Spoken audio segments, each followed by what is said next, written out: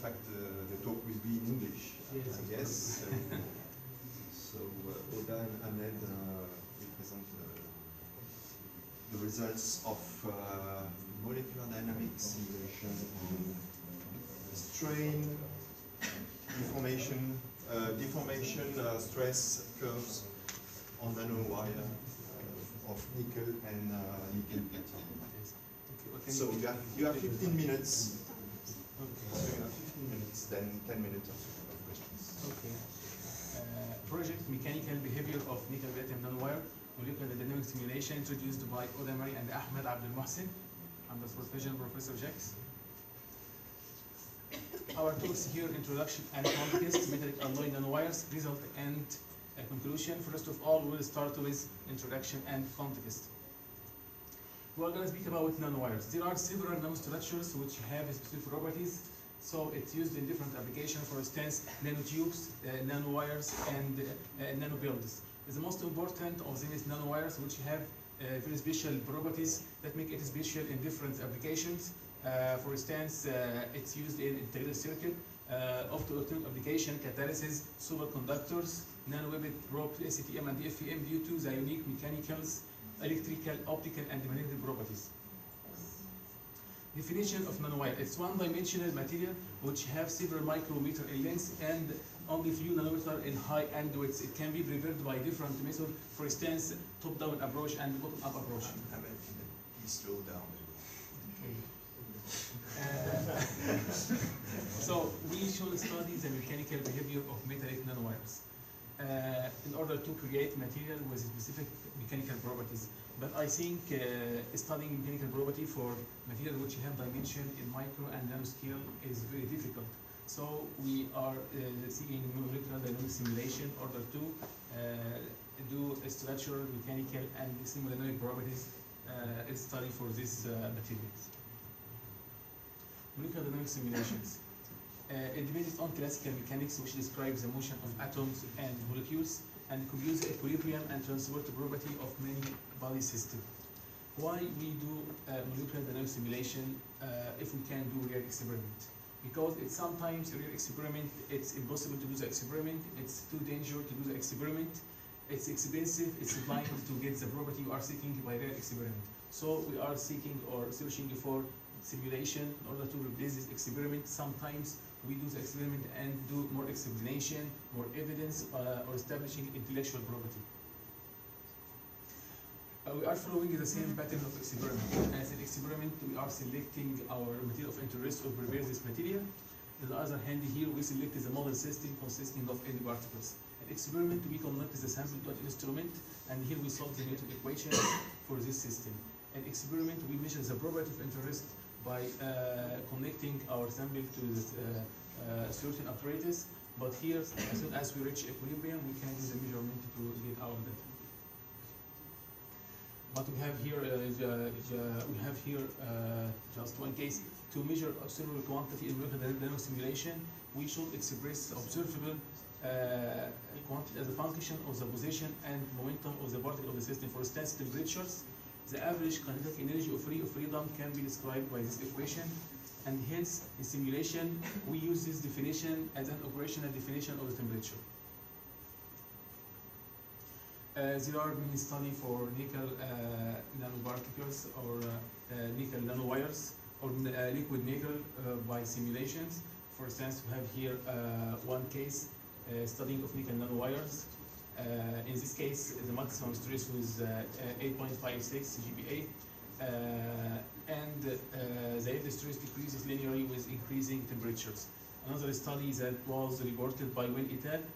About studying the simulation to illustrate the melting process of nickel nanowire.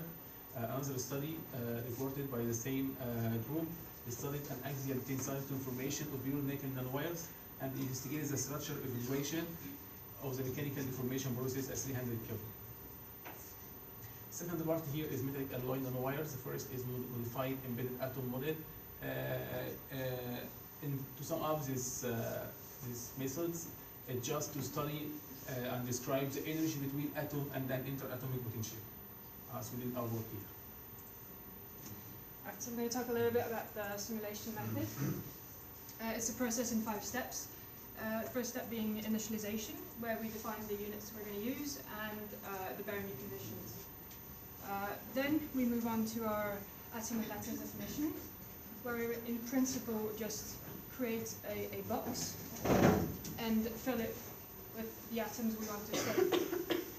So in our case, the box was defined for pure nickel as by its unit cell length, and for the platinum nickel alloy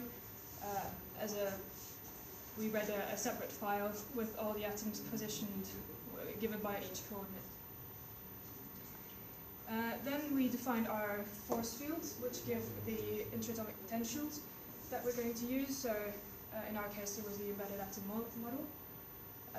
And we also defined a left and right regions, where the left region was kept fixed and the right region was affected by a certain speed or velocity that created our deformation.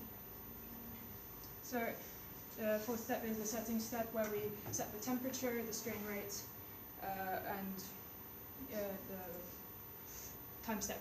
Yeah, 1 femtosecond is what we used. So we could affect the change to the right region. And then the final step was to actually run the simulation. We ran it until we could observe fracture, which could be from 20,000 steps up to 60,000 steps, depending on the size and the strain rate. So moving on to what we found in our results. First, for the pure nickel nanowire, this is what it looks like. It's a simple FCC structure with a lattice parameter of 3.52 angstroms. And here are our stress strain curves. That, well, the blue one being the slowest strain rate, giving the highest yield stress of 8.92 gigapascals. Then we see that the yield stress decreases as strain rate increases. Now, to be a bit critical of our own results, there seems to be some compression of the system before we start. So, as you can see, the stress doesn't start at 0, it starts a little bit below. I couldn't figure out how to change that, but I still present the results. We also studied 3 different sizes of the nanowire, and what we could see was that yield stress decreases with decreasing size, which is consistent with what we expect. Then for our NiPT alloy, it was a 3:1 ratio of nickel to platinum, and the lattice was a L12 type lattice. We modeled 10,240 atoms, and the size was roughly 150 angstroms in length. Now, these are our stress strain curves for the alloy. They don't look like much because, honestly, for some reason, the system was under tension when we started the simulation, which is obviously a problem, but we still present the results. And what we could find was that if you look past the initial stress, you can see that the yield stress was range from 11.4 gigapascals to down to about 10.9 gigapascals. The same thing happens where strain rate affects the yield stress by increasing the yield stress if you decrease the strain rate.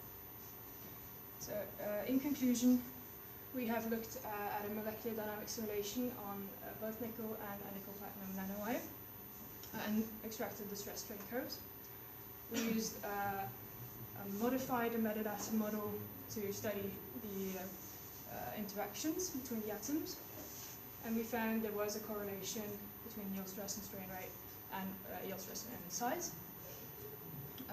And as it would expect, the yield stress for the alloy is higher than the yield stress for pure nickel. There were also some problems with our results, and the next step would be evidently to modify the script in order to account for these strange results, and maybe even going even further in studying the size effects on the alloy, as well as the effect of temperature, so to be able to get a whole look at the nanowire's mechanical properties. So, thank you for your attention. Any questions? Questions from the audience?